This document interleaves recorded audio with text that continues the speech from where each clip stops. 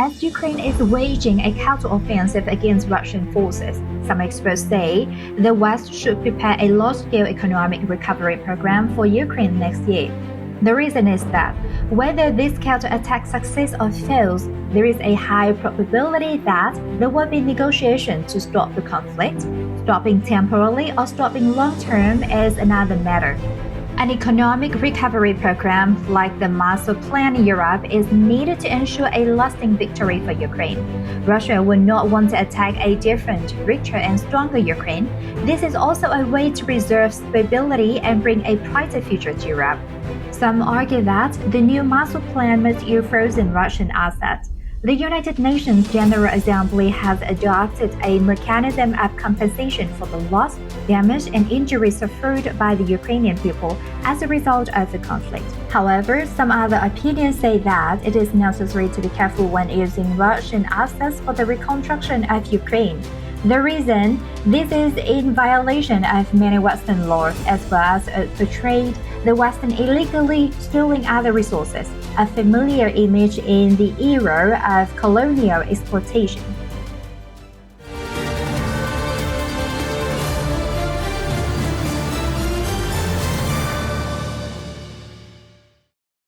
According to statistics of international organizations, Ukraine reduced its GDP by 29% in 2022.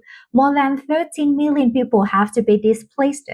The private sector experienced a great shock, and inflation continued to hover around 30%. The US and EU are providing about $3 billion per month, equivalent to $100 million per day, to keep the Ukrainian government running. The World Bank estimates that Ukraine needs an additional $14 billion in funding this year to meet the country's urgent reconstruction needs. The World Bank estimates that over the next 10 years, the recovery and reconstruction of Ukraine will cost more than $400 billion. This figure does not include reconstruction costs in the Ukrainian territories currently controlled by Russia, because the possibility that Ukraine can take it back is still very vague. Sources of support may come from private investors, but private money will follow or only be guaranteed before by large grants from public funds. Many needs, from rebuilding infrastructure to cleaning up explosives, would not be addressed by private investment. Some argue that Russia must pay this cost. Russian state assets are now frozen, totaling about $300 billion. Most of the funds are held in euro currency stored at the Belgian clearinghouse Euroclear. Many other important Russian assets are also frozen in the United States, the United Kingdom, including the Cayman Islands, Switzerland, and several other countries. It is incorrect or impractical to let Western taxpayers pay for reconstruction instead of Russia. The current U.S. Congress is unlikely to be as generous as the previous one in passing foreign economic assistance to Ukraine. Some experts say that moving Russia's frozen reserves to Ukraine would be morally right, strategically wise, and politically appropriate. However, many opinions argued the opposite. Ukrainians are hoping the future will be different from the past. Towards what would happen after the war, they want political reform as well as economic progress. The Marshall Plan is remembered as a massive American program that helped Western Europe recover from World War II. It followed a multinational humanitarian effort led by the United States to provide food and shelter for millions of displaced people in Europe and East Asia, including in China, to ensure the victory of freedom and to give European leaders an important role in shaping their own futures. The Marshall Plan linked American aid to the purchase of goods for delivery to Europe, plus Europe's own plan for recovery, reform, political cooperation, and economic cooperation. While missiles are still flying and tanks are still firing in Ukraine, it's obvious that little attention is paid to reconstruction and recovery. But the real focus of this war is on Ukraine's economic resilience and prospects, along with the size and durability of outside support.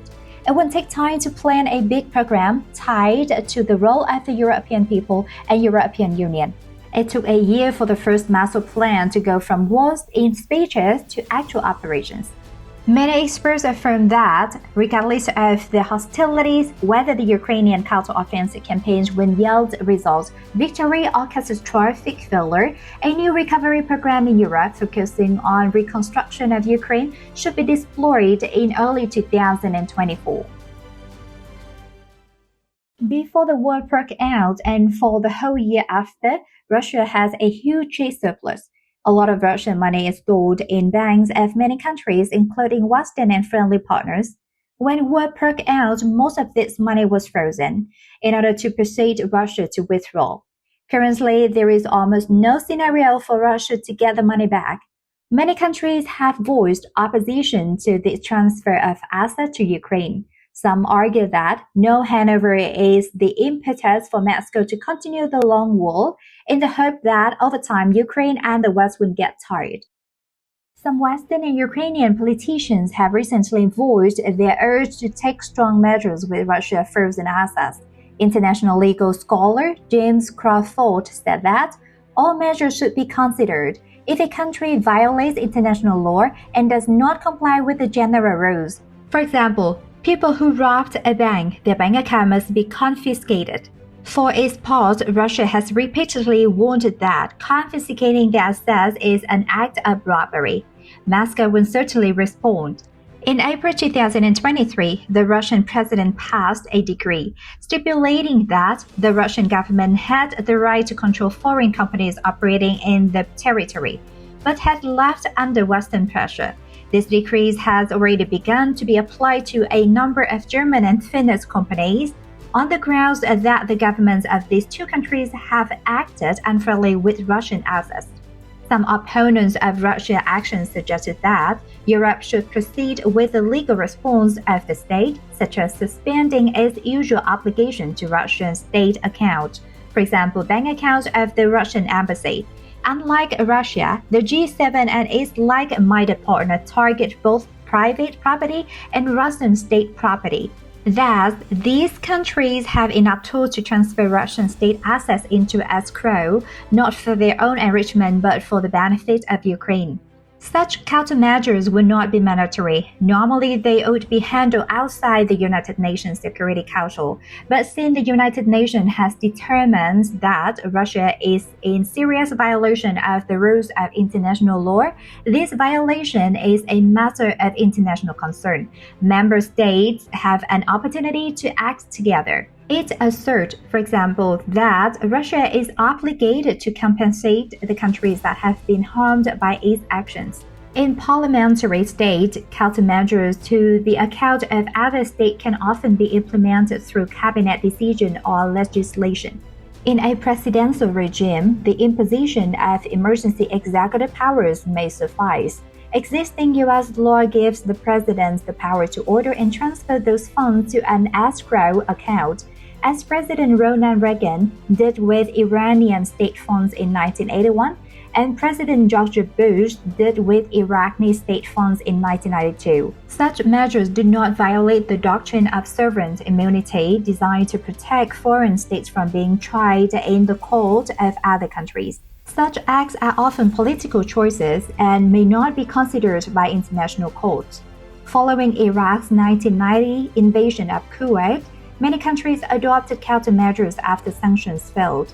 France, the United Kingdom, and the United States led the way in transferring frozen funds of the Iraqi state to an international account to provide compensation to the victims, without voluntary consent of Iraq. Likewise, Russia would be forced to fulfill its obligations and compensate the victim voluntarily and involuntarily.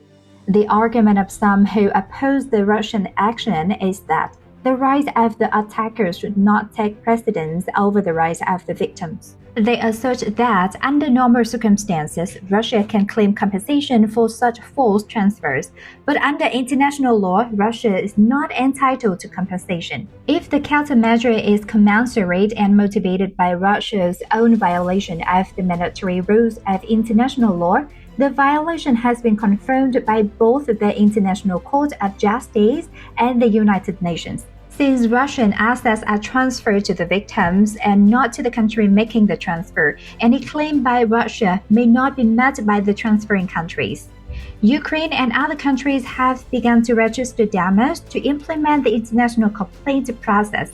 For example, through an international commission, it is possible to make a ruling, but a process, if prolonged, would not be able to quickly resolve the disruption of the Ukrainian economy and society.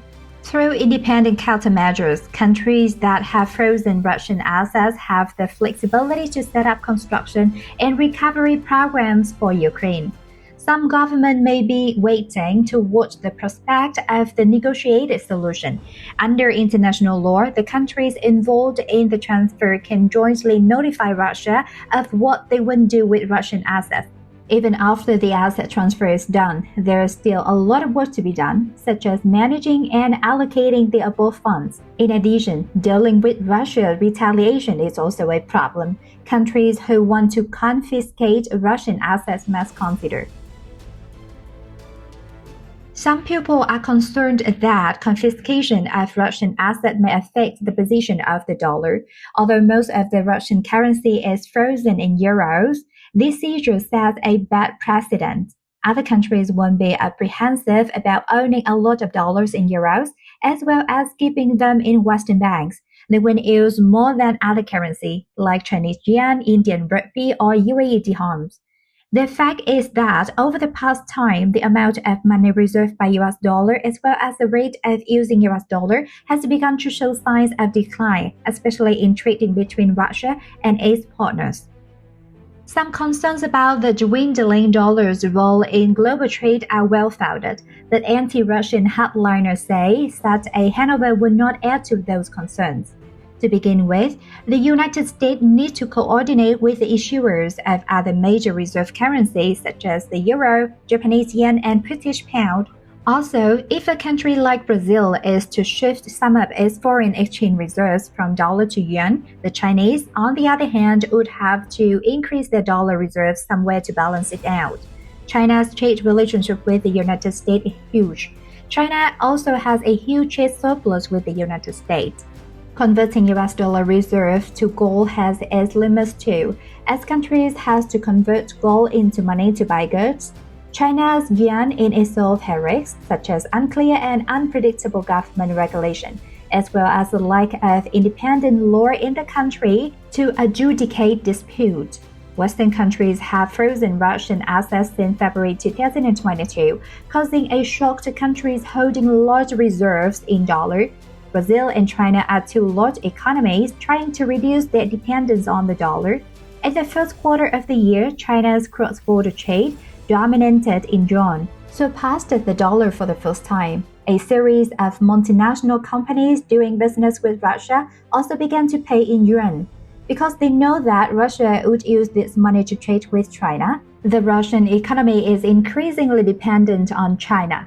According to Colin Guias, an expert in international finance at the U.S. Federal Reserve, by the end of 2022, nearly three-quarters of the U.S. assets held by foreign governments are in the hands of allies. As a result, if many developing and emerging market economies, including oil exporting countries, reduce their use of the US dollar and switch to yuan, this transition will not be quick. Of course, any move to confiscate Russian assets will likely trigger immediate Russian retaliation. To some extent, Russia has begun to retaliate with the seizure of the assets of private foreign companies that have already left the Russian market. Moscow explained that it was forced to take over in order to resume production activities. The longer the closing time, the more machine lines will degrade and damage, causing great waste. Many foreign car companies on Russian territory have been transferred to domestic companies. However, Russia only stops here. There isn't any nationalization campaign. A large-scale nationalization campaign with Western companies operating in Russia could open a painful rupture between the Russian economy and Europe, North America, and Japan. Obviously, this is something Russia doesn't want to do in the context that since the beginning of 2023, Russia's budget deficit has skyrocketed. President Putin has repeatedly affirmed that Moscow has no plan to nationalize on a large scale.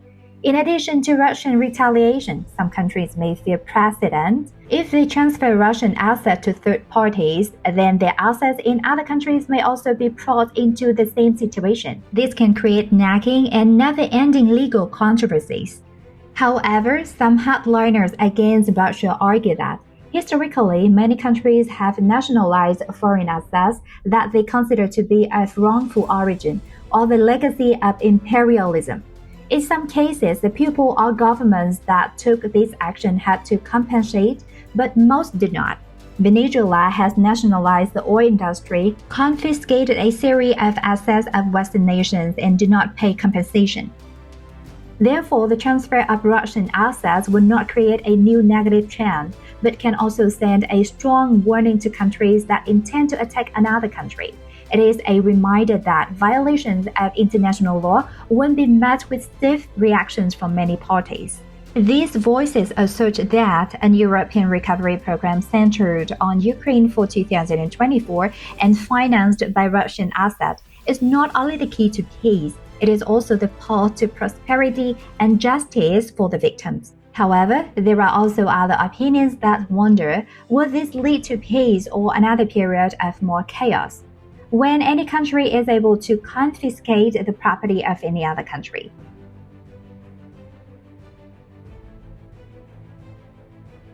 That has wrapped up our program today. Thank you so much for watching and see you in our next broadcast.